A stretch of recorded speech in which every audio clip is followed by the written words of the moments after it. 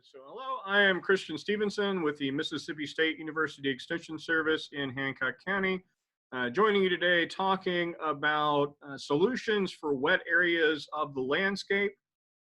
Uh, Excess water can provide a number of challenges to plants, principally because that water gets down into the soil and it fills in all of the air spaces, all the area in that ground that should be occupied by air.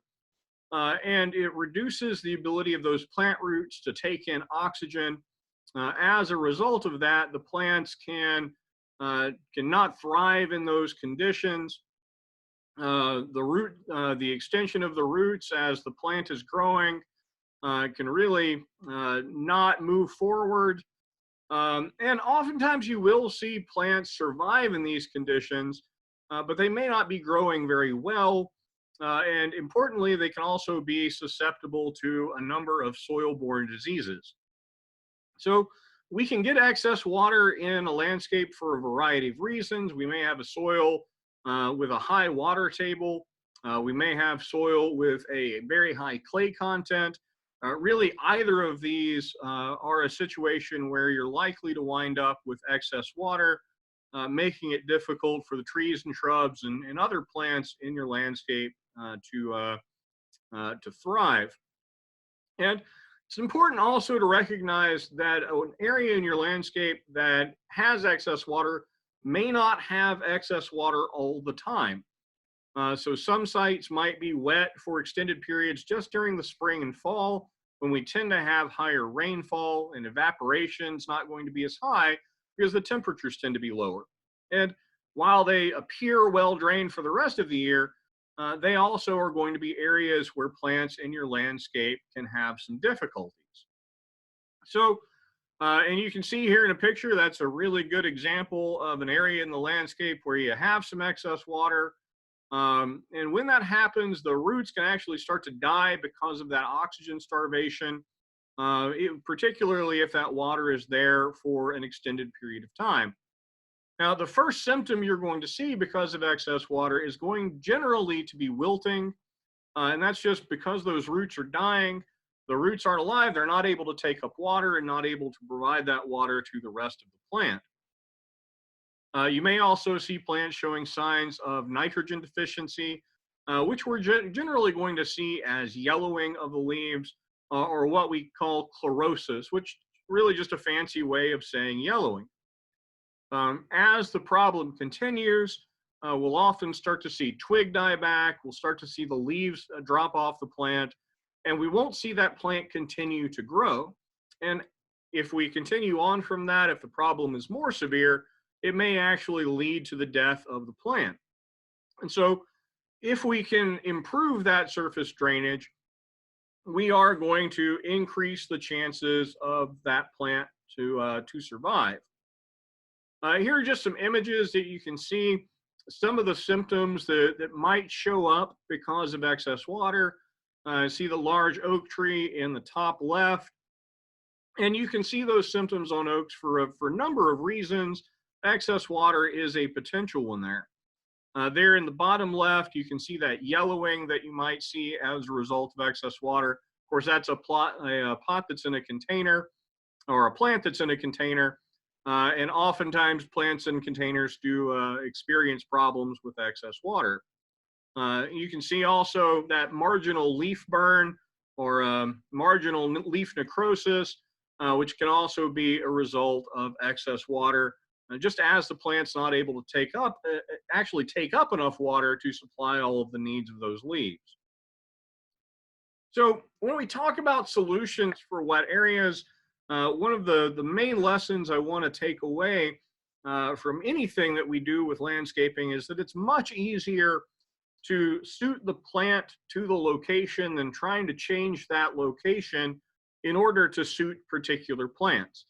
So there are plants that thrive in wet areas that not only are going to perform well in that area, but also really add something to the landscape. So this is just a small selection of some of the plants that thrive well in wet areas that are going to be able to perform be really attractive in an area of the landscape where other plants might not be doing well. You can see Amsonia, or what we'll commonly call blue star, has those wonderful small blue flowers. Of course, canna lilies have their large leaves, some really interesting variegated options there, a lot of different possible flower colors that you can have. If you look at the picture there in the middle left, that is ironweed. Any plant with the name weed in the name, people start to get a little bit leery, but really has some attractive purple flowers and thrives well in some of those conditions. Another plant that's wonderful, not only for wet areas but also for drawing in all sorts of wonderful wildlife, is lobelia, or cardinal flower. And of course, over there in the very top left, you have the Louisiana irises. Again, lots of different great colors, really thrive in wet areas of the landscape. And that's just a great way to resolve the issue, is just planting something there that's going to like the conditions that you're planting it in. And now those are relatively small plants. We can also get into some trees that are going to thrive well in wet areas. One of my personal favorites, of course, is red maple. Down here in South Mississippi, where I'm at, it can be a little bit difficult to get some of that fall color that we look forward to in some areas of the country. And red maple is a really great option for that. Red buckeye is another plant. Again, a lot of really nice features in the landscape and a lot of options for wildlife as well. River birches give you that really nice bark feature, really adds something interesting to the landscape. And of course, we're here in Mississippi, so we do need to mention our magnolias. Both the southern magnolia and the sweet bay magnolia can thrive in wet areas. Live oaks and do fantastically well. And bald cypresses are a popular option as well. Though I always, when I talk about bald cypress, if you're going to plant one, you do need to be conscious that it does tend to put up knees, particularly in wet areas. And that's something you're going to want to think about as you're introducing that into the landscape. Winged elm's another really great tree that works well in wet areas. If you look at the branch of that tree, it has those little bark extensions off of the side of the branches. It's where it gets its name. And another really attractive large tree for an area of the landscape that has a lot of water. When we look at some shrubs for wet areas, some really great options there. Some plants that are going to do fantastically well in wet areas. Of course, beautyberry I've brought up before in different presentations. It's just a plant that I really like. A large spreading foliage, produces those really nice colored berries in the fall. And they now have varieties of beautyberry. The native varieties that we have here tend to have a purple berry, but we have all sorts of different varieties with different colored berries that can work fantastic. Buttonbush is another really good option. And Rose of Sharon is just another tree that I really enjoy. Has those nice sort of hibiscus-like flowers that are absolutely gorgeous. And there are certainly some other trees that are fantastic. Yaupon holly, a native down here in Mississippi, just thrives in wet areas, does fantastically well, has those nice red berries in the fall. And wax myrtles, another plant that just does fantastically well, really easy to maintain. The one thing that I'll say about wax myrtle is if you do have them, occasionally they have a tendency, kind of like yaupon holly does, to try to form a thicket. So if you plant either of those, it's a really good idea to kind of keep an eye on them and make sure you're not winding up with a large area covered by those trees or by those shrubs. Rather than just having one or two sort of specimen plants out in that area. So those plants, again, do fantastically well in wet areas. And again, I just want to emphasize the best thing we can do in a landscape is go with plants, use plants that are going to be adapted to the conditions that we have. It's just much easier than trying to fit, change our landscape in a way that's going to suit plants that are just not going to be adapted for that location.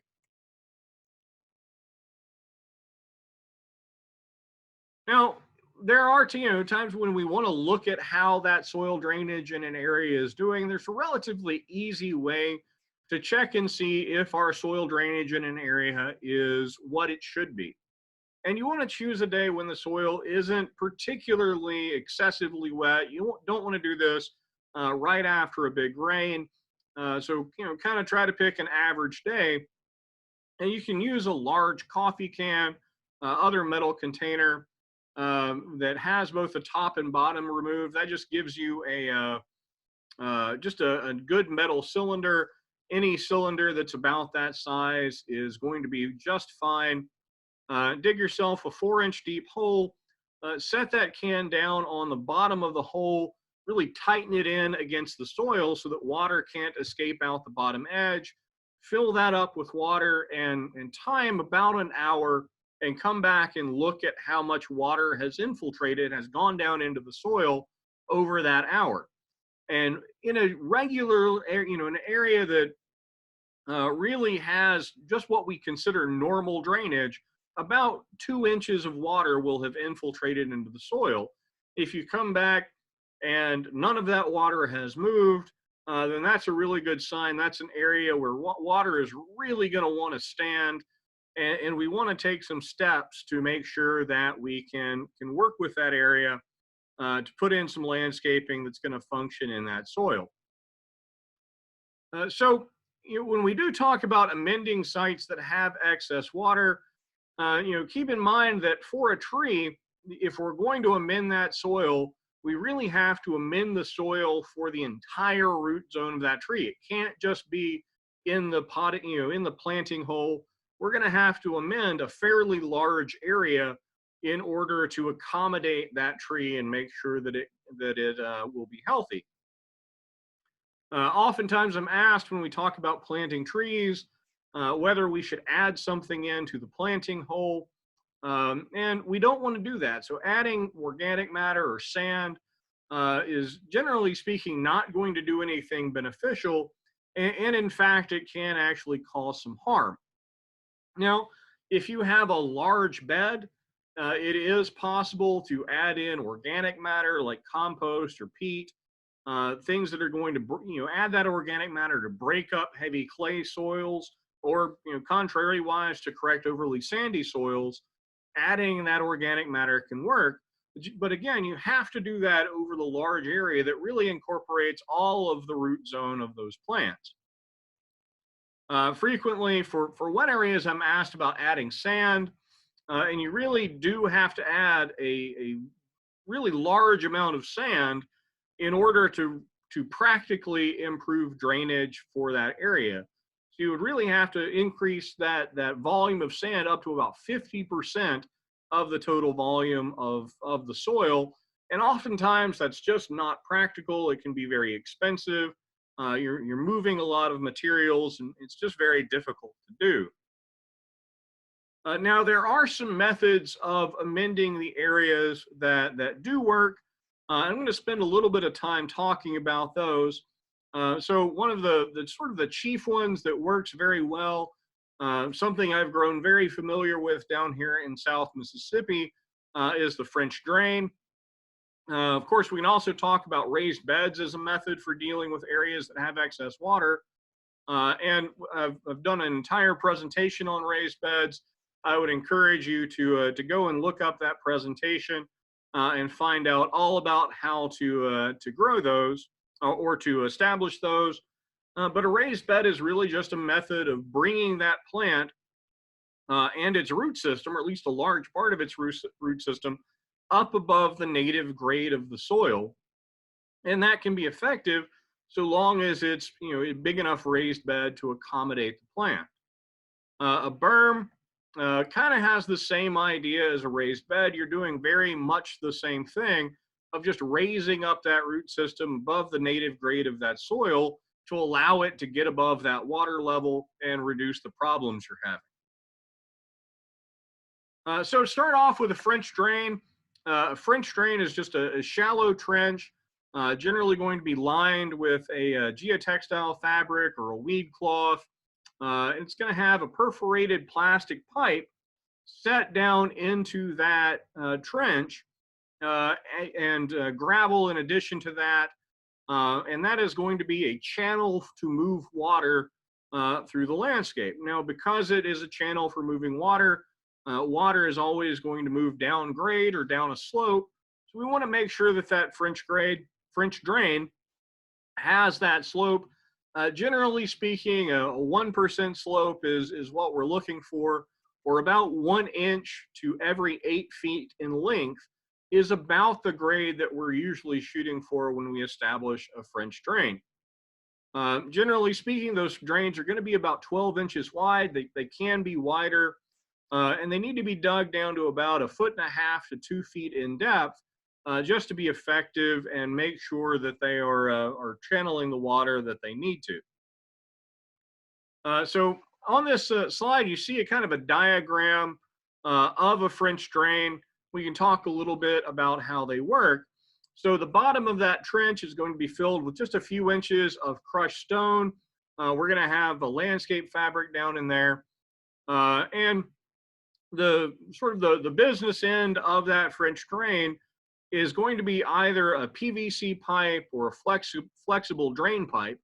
And either way, that pipe is going to have holes in it to allow for water to enter the pipe. It's kind of counterintuitively, the holes in that pipe are situated pointed downward. So as water comes into the French drain, it starts to fill up in that gravel, can enter the pipe from the bottom and then flow out down the grade that's there in that French drain. And whether you use PVC or a drain pipe, they really do work very similarly. There are some advantages to either way. That flexible drain piping is going to be much easier to work with. It's much easier to install, and it tends to be less expensive. PVC as a product is going to last longer, but it's also going to be, again, it's more expensive and just more difficult to install.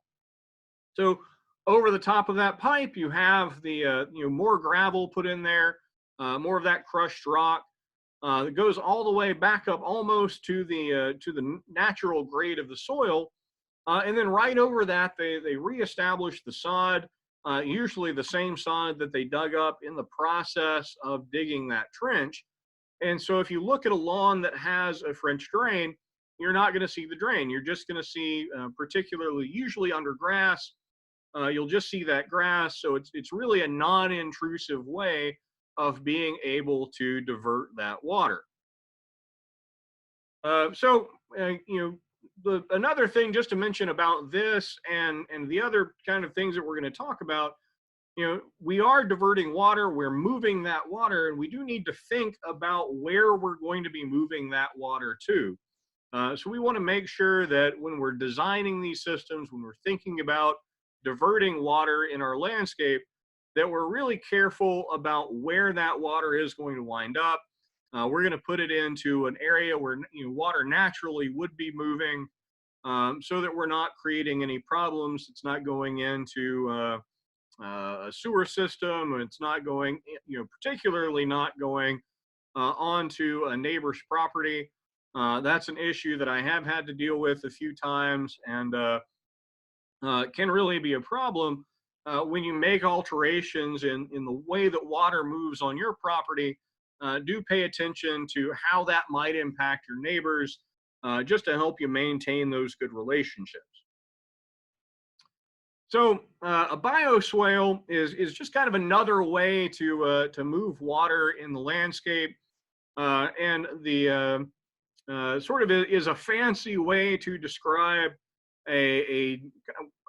call it by anything else, basically a ditch that is going to allow that water to move in a way that we want it to. We're going to be able to move that water along a path that we want to, divert it away from areas And really, the great thing about a bioswale is as opposed to just a normal path for water, what we're going to do is we're going to integrate plants into that so that those plants can slow that water, filter it, take up some of that water, and help that water move down into the soil.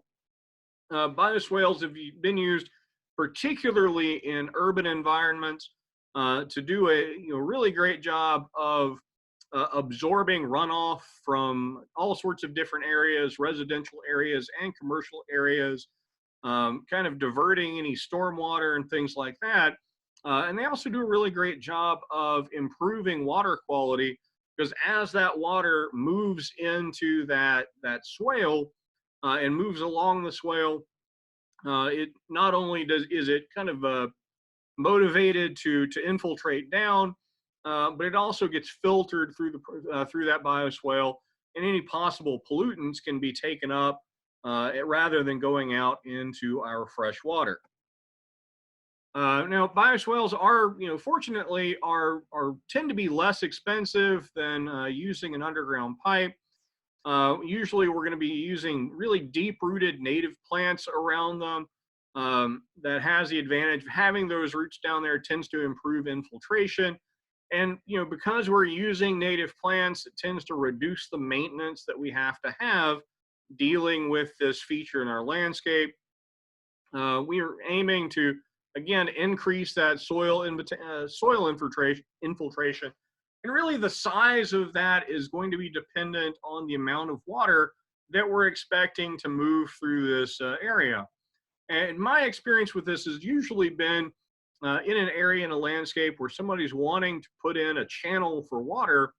And it's my suggestion to add those plants along that course just to prevent erosion, to allow some of that water to be taken up. It's a lot more pleasant to look at in the landscape than just having a kind of a blank ditch there. It tends to make it a feature in the landscape rather than an eyesore. And you can see here some pictures of bioswales. You have one in a backyard with some really nice plants around it, with some river rock used to really improve the appearance of what's going on. And you have a really nice water course that again is going to be a feature in a landscape rather than something that looks unfortunate. You can see on the right side there some kind of more commercial scale level or municipal scale levels where they're using a lot of those, again, native plants that are really going to do the work of absorbing a lot of that water runoff, really doing a great job of absorbing any potential pollutants that might be running through there as well. Now, kind of similar to the idea of a bioswale is a rain garden. A rain garden is an area that is just going to temporarily store rainwater until it can filter down into the soil.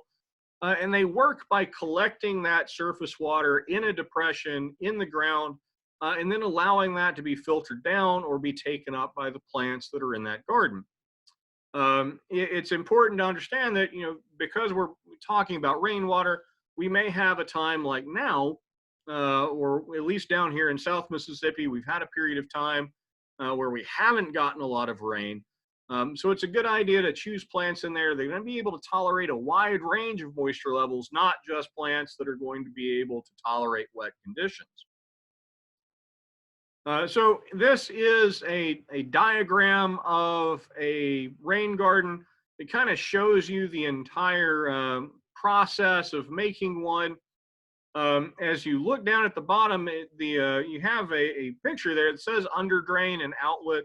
And if you have an area where you're really going to be concerned that you might have some overflow, it might not be big enough, it can be a good idea to incorporate a drain into that rain garden that again is going to allow water to exit out of that rain garden into a natural place for that water to go. But it's absolutely not necessary to include that. That gravel there that's at the bottom as well, again, is just kind of a place for that water to stay and pool as it's either going to be taken up or infiltrate down, so it kind of acts as a reservoir. Above that gravel, we have a planting soil, and the planting soil for rain gardens can be a little bit different than other planting soil that you might use. There are starting to be some specific rain garden planting soils on the market, and you can find those online, or you can make them yourself. The planting soil recommendation for a rain garden would be 50% sand, 25% compost, and 25% topsoil. And so you can see that's going to be a very well-drained soil with that much sand in it. On the sides of that rain garden, you're going to have geotextile fabric, essentially a landscape fabric, really to kind of help out that making sure our soil is staying where we want it to, making sure we're directing the water the way we want it to. And then above that, you'll usually have a mulch layer, really just keeping out anything you don't want to add, stabilizing the water that's going to be in there. And above that, you're going to have that plant material. I'm going to talk a little bit about what plants are good for rain gardens, but you'll actually have water pooling in there. So you will see some ponding in that. And oftentimes there is an overflow that's put there. So as the water gets up to a certain level, it'll then go down that overflow into that drain and then can be diverted outwards. And that just prevents your rain garden from kind of overflowing its banks.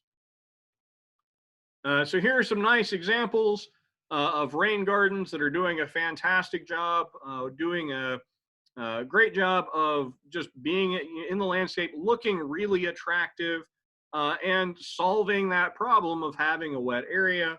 You can see there right up against the street or in a depressed area in the landscape. Just not only is it solving that problem of an area in the landscape where it might be difficult to put some other things, but it also adds a feature and looks attractive. So here are some plants that do fantastic in Mississippi rain gardens. We're back to our red maple. That's the swamp red maple. The cypress again. We do have willow oaks, and just our willows do very well in rain gardens as well. Sweet bay magnolias. If you want to add a fruit tree to your rain garden, you can use a mayhaw if you're way down here in South Mississippi like I am. Back to wax myrtles and yopon holly. Dwarf palmettos, a really drastically different look from what you might see in the other plants we're talking about. TT, again, a plant with really gorgeous flowers. So a lot of options for plants that are going to do well in rain gardens. We can go back to the other plants we talked about, like irises, also going to do very well in an environment like this and solve that problem. So of course we have to have the pictures of the plants that we talked about just to kind of point out what they look like and show these as plants that are going to thrive really well in the conditions that we're talking about. Of course, along with heavy, excess water conditions, we also often do have conditions here in Mississippi where we do have high humidity. So that is something we want to think about because that's going to provide really good conditions for fungal or bacterial diseases to affect our plants because of the long period of time that we may have water hanging out there on the surface of the leaves. So generally making sure that we take care of our plants to accommodate this is going to be really important. We want to make sure that our plants are pruned so that we have adequate airflow. And I'll be talking about pruning in a presentation very soon. If we are using irrigation, use drip irrigation because that's going to limit water application on the leaves. Make sure we space out plants the way that they're recommended to be and clean up any plant debris at the end of the growing season just to prevent any spread of diseases. And of course, you can use an organic mulch to keep our plants out of contact with soil. And organic mulch does a really good job of stabilizing that water supply. So it can kind of help correct for either the oversupply or undersupply of water in a particular area. So along with really wet areas, we frequently do have problems with heavy clay soils. Often the two problems kind of happen at the same time because those clay particles are really, really small, and that tends to prevent water flow through that. They just kind of pack together really tight, and there's not a lot of space for that water to move down through that soil. And the water can just be trapped in that clay for a very long time. And it also, the clay soils tend to be really thin, really heavy, really difficult for the roots to push through, as well as really difficult for us to cultivate them. So oftentimes, again, you're going to see these problems together. And again, my best recommendation for this, of course, if you want to modify a large area, you can do that through the addition of organic matter. But you are going to have to add a significant amount of organic matter to that soil in order to effectively modify it such that it's going to be effective for a large tree or for planting in long term. So again, the ideal solution is generally going to be selecting plants that are going to thrive in those conditions. And there are beautiful plants that do thrive. So black-eyed Susan is a wonderful plant for that. There is, of course, other things like fall sunflower that are going to look really similar. The different echinaceas or coneflowers do very well in clay soils. Goldenrod, Joe Pyeweed, and bee balm, plants that I'm really going to be talking a lot about as I talk about bringing butterflies and bees into the landscape, all do really fantastically well in these heavy clay soils. There are also some trees that are going to do well, kind of very broadly. These river birches, again, another plant that's going to tolerate those conditions. If you want a plant that puts on fantastic flowers, crabapple is a really good option for that. I just really enjoy the flowers on that. Some of our ashes, a lot of the oaks will do well in heavy clay soils, along with willows and elms. So again, selecting those plants according to that soil type you have, according to the water that you have, is a really important step for solving that problem for you. Some shrubs that are going to work really well. Viburnum is a very popular shrub for landscapes. There are shrub dogwoods that work very well. Potentilla and Forsythia, again, some plants that are going to bring a lot of features to the landscape and thrive in those conditions that you have.